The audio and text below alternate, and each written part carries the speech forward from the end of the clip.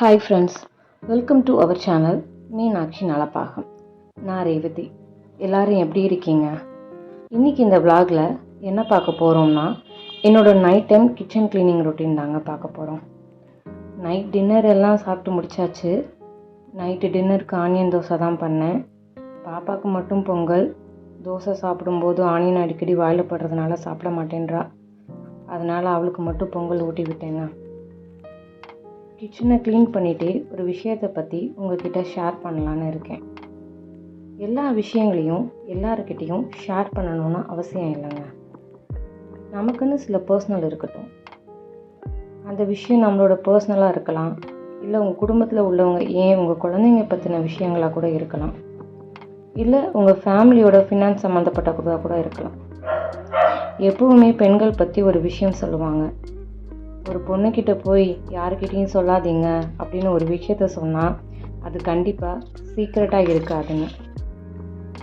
நான் எல்லா பெண்களும் அப்படி தானே சொல்ல வரல. ஆனால் 100க்கு 98 பேர் அந்த மாதிரி தான் இருப்பாங்க.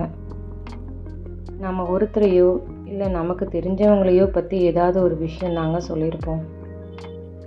ஆனால் நம்ம அந்த விஷயத்தை ஷேர் பண்ணவங்க கிட்ட இருந்து இன்னொருத்தவங்களுக்கு தெரியும் போது கண்டிப்பாக நம்ம சொன்ன விஷயம் பல கோணங்களை கண்டிப்பாக பரிமாறப்படும். ஒரு பழமொழி சொல்லுவாங்க, பேனை பெருமாளாக்கி விட்டுருவாங்கன்னு. அந்த மாதிரி தான் நம்ம சொன்ன அந்த ஒரு விஷயத்தை பெருசாக்கி விட்டுருவாங்க. நம்ம சொன்னது ஒன்றா இருக்கும், அவங்க சொல்லும்போது வேறு மாதிரி ஆகிடும். இந்த மாதிரி அனுபவம் நம்ம எல்லாரோட வாழ்க்கையிலையுமே கண்டிப்பாக நடந்திருக்கும். எனக்கும் இந்த மாதிரி சில அனுபவங்கள் நடந்திருக்கு. சில பேர் சொல்லுவாங்க, மனசுக்குள்ளேயே வச்சு நம்மளோட கஷ்டங்களை புழுங்கிட்டு கிடக்கக்கூடாது அப்படின்னு. அதை மற்றவங்க கிட்ட சொல்லும்போது மனசு லேசாகிடும் அப்படின்னு. ஆனால் அது எந்த அளவுக்கு உண்மைங்கிறது எனக்கு தெரியல. ஆனால் அப்படி நம்ம மனசில் உள்ளதை கேட்குற ஆள் கொஞ்சம் நமக்கு உண்மையானவங்களா அப்படின்னு பார்த்துட்டு எப்போவுமே உங்கள் விஷயங்களை ஷேர் பண்ணுங்கள். பல குடும்பங்களில் நிறைய பிரச்சனைகள் நடக்கிறதுக்கு காரணமாக இருக்கிறதே குடும்ப விஷயங்களை இப்படி மற்றவங்க கிட்ட ஷேர் பண்ணுறது தாங்க. நீங்களே சில குடும்பங்களில் பார்த்துருப்பீங்க. சில நபர்கள் ஃபேமிலியில் உள்ள எல்லாருக்கும் கொஞ்சம் நெருக்கமானவங்களாக இருப்பாங்க. அவங்கக்கிட்ட சில ஃபேமிலி விஷயங்களை மனசில் உள்ள கஷ்டம் தாங்காமல் சில பேர் சொல்லிடுவாங்க.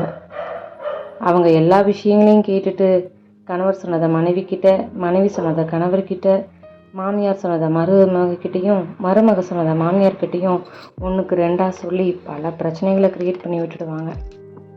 அதனால தாங்க சொல்கிறேன், ஒருத்தங்க கிட்ட வீட்டு விஷயங்களை சொல்கிறப்போ 1க்கு 10 தடவை யோசித்து சொல்லுங்கள். எல்லாரும் அதுக்காக அப்படி தானே நான் சொல்ல வரல. ஆனால் முக்கால்வாசி பேர் இப்படி தான் இருக்கிறாங்கன்னு சொல்கிறேன். நீங்கள் நல்லா யோசிச்சு பாருங்கள். உங்ககிட்ட யாராச்சும் வந்து இன்னொருத்தங்களை பற்றி குறை சொல்கிறாங்க அப்படின்னா கண்டிப்பாக அந்த நபர் இன்னொருத்தர்கிட்ட போய் உங்களை பற்றியும் குறை சொல்லுவாங்க.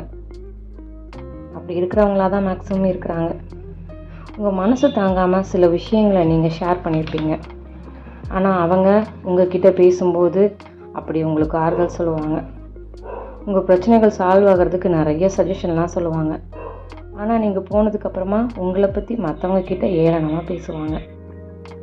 ஃபேமிலி விஷயங்களை சொல்லும்போது கொஞ்சம் மன ரீதியாக பக்குவப்பட்டவங்களாக இருந்தாங்க அப்படின்னா அந்த பிரச்சனையை இன்னும் பெருசாக்காமல் சால்வ் பண்ண நல்ல அட்வைஸாக சொல்லுவாங்க. ஆனால் சில பேர் உனக்கு நல்லது பண்ணுறேன் அப்படின்ற பேரில் இருக்கிற பிரச்சனையை நம்மளால் சால்வ் பண்ணவே முடியாத அளவுக்கு பெருசாக்கி விட்டுருவாங்க. அதனால் உங்களால் முடிஞ்ச அளவுக்கு உங்கள் மனசுக்கு ரொம்பவே உண்மையாக இருக்கிறவங்க அந்த நபர்கிட்ட மட்டும் உங்கள் பிரச்சனைகளை ஷேர் பண்ணுங்கள். எல்லார்கிட்டேயும் எல்லா விஷயங்களையும் A to Z சொல்லணும் அப்படிங்கிற அவசியம்லாம் இல்லைங்க. நம்ம லைஃப்பில் நடக்கிற நிறைய ப்ராப்ளம்ஸ்க்கு பெஸ்ட்டு சொல்யூஷன் நம்ம வாய்க்கு ஃபஸ்ட்டு ஒரு பூட்டு போடுறது தாங்க. காலங்கள் மாற காயங்களும் சரியாகிடும். குரங்கை பற்றி ஒரு விஷயம் சொல்லுவாங்க, நீங்களும் கேள்விப்பட்டு இருப்பீங்க. குரங்கோட உடம்புல அதாவது ஏதாவது ஒரு இடத்துல சின்னதாக ஒரு புண்ணு தான் வருமா. ஆனால் குரங்கு கையை வச்சுக்கிட்டு சும்மா இருக்காமல் அந்த புண்ணை நோண்டி நோண்டி பெருசாக்கிடுமா. அதனால சில விஷயங்களை நம்ம நோண்டாமல் இருந்தாலே அது காலப்போக்கில் சரியாகிடுங்க. அதனால் எல்லா விஷயங்களையும் எல்லார்கிட்டேயும் ஷேர் பண்ண வேணாம் அப்படின்றது என்னோடய தனிப்பட்ட கருத்து. இந்த வீடியோவில் நான் சொன்ன விஷயங்கள் உங்களுக்கும் லைஃப்பில் நடந்துருந்துச்சு அப்படின்னா மறக்காமல் கமெண்ட்டில் சொல்லுங்கள். இது தவிர உங்களுக்கு தனிப்பட்ட கருத்துக்கள் இருந்தால் அதையும் மறக்காமல் கமெண்ட்டில் சொல்லுங்கள். வேறு டாபிக் ஏதாச்சும் பேசணும்னா அதையும் தாராளமாக நீங்கள் சொல்லலாம். என்னோடய வீடியோவில் ஏதாச்சும் சேஞ்சஸ் கொண்டு வரணும், இல்லைன்னா சில விஷயங்கள் மாற்றினா நல்லாயிருக்கும் அப்படின்னா அதையும் கமெண்ட்டில் சொல்லுங்கள். நான் பேசின விஷயங்கள் உங்களுக்கு பயனுள்ளதாக இருந்துச்சுன்னா மறக்காமல் லைக் பண்ணுங்கள், உங்கள் ஃப்ரெண்ட்ஸுக்கும் ஷேர் பண்ணுங்கள். உங்களை நிறைய பேர் மீனாட்சி நலப்பாகம் சேனலை சப்ஸ்கிரைப் பண்ணாமல் வீடியோஸ் மட்டும் பார்த்துட்ருக்கீங்க.